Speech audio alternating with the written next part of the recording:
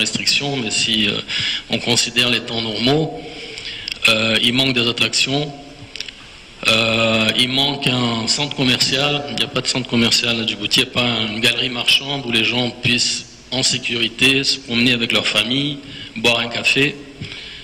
Je crois qu'un des facteurs clés à Dubaï, c'est les malls. Je ne dis pas de construire un mall dans les mêmes tailles que celle de Dubaï, mais aujourd'hui, il n'y a pas un endroit où on peut dire avec sa famille, on va passer un moment, retrouver les amis. Donc je crois que ça, c'est pour le secteur privé, avoir la faisabilité. Le centre-ville, définitivement, a besoin d'être réhabilité.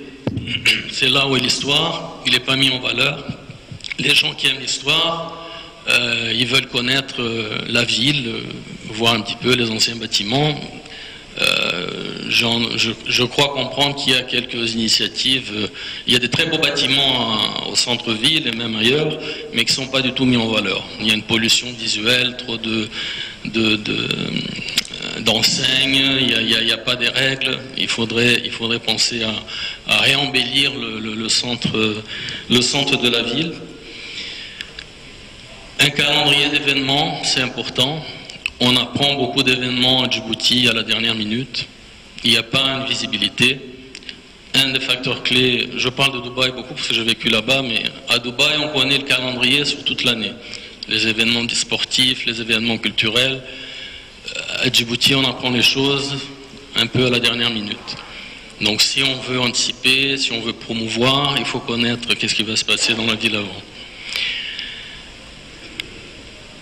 Bon, je ne vais pas m'étaler sur les infrastructures, vous en avez déjà parlé, mais dans les infrastructures, il y a le service. Il y a des services qui n'existent pas ou qui sont déficients. Un client a besoin d'un renseignement dans la rue ou à l'aéroport, il est difficile pour lui d'avoir une réponse. Et la barrière n'est pas uniquement une barrière de langage. Il n'y a pas des gens formés, il n'y a pas des endroits où les gens puissent s'adresser et avoir certaines informations. Le transport, les taxis, je ne veux pas me détendre en commentaire, mais c'est un grand challenge à Djibouti, que ce soit pour les gens qui habitent à Djibouti et pour les touristes. J'ai énormément de réclamations de mes clients par rapport aux taxis, de ne pas avoir, encore une fois, une réglementation, un contrôle, les prix qui sont pratiqués. Les gens se font arnaquer, ils ne savent pas à qui s'adresser. Donc nous, l'hôtel, on est parfois obligé de se substituer et essayer de défendre l'intérêt du client. Donc ça, c'est l'image véhiculée. C'est des gens qui parlent. Encore une fois, même si quelqu'un ici en déplacement business, il rentre chez lui, il va parler Djibouti. L'image, il faut créer une image pour Djibouti. Elle n'existe pas, cette image, aujourd'hui. Il faut peut-être la définir. Il y a des beautés naturelles, il y a du potentiel, mais il faut créer une image, il faut créer une histoire. Dubaï, ils ont mis en valeur leur histoire depuis les pêcheurs de perles jusqu'à la découverte du pétrole et par la suite le développement de la ville telle qu'on la connaît aujourd'hui. Il faut travailler, c'est du marketing, c'est de la communication, c'est un plan de communication qui est très important. Après, il faut savoir le distribuer, il faut être présent. Moi, j'étais à ATM, Arabian Trade Show, qui est juste à côté. Il n'y avait pas une représentation de Djibouti.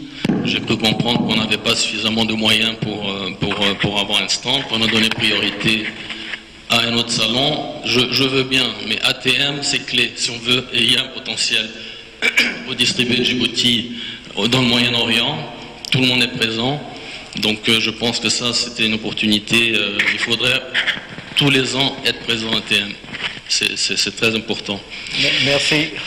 Je n'ai pas fini. J'ai dépassé mes 3 minutes, mais j'aimerais juste encore parler. On a parlé de formation. Il y a un problème, on a besoin de gens qui parlent l'anglais, tout le monde le sait, mais on a besoin de cuisiniers, on a besoin de pâtissiers, on a besoin de techniciens. Il y a une école à Arta, moi je l'ai visitée, elle est abandonnée. S'il vous plaît, il faut aider l'école d'Arta, c'est le seul lycée hôtelier qu'on a dans ce pays. Ils ont peu de moyens, ils dépendent énormément de nous. Nous, les hôtels, on les accueille, les étudiants pour les stages, mais quand on voit leur infrastructure, il faut faire quelque chose. Voilà, je pourrais m'étendre davantage, mais merci. Merci beaucoup. Nous allons passer à l'office de tourisme.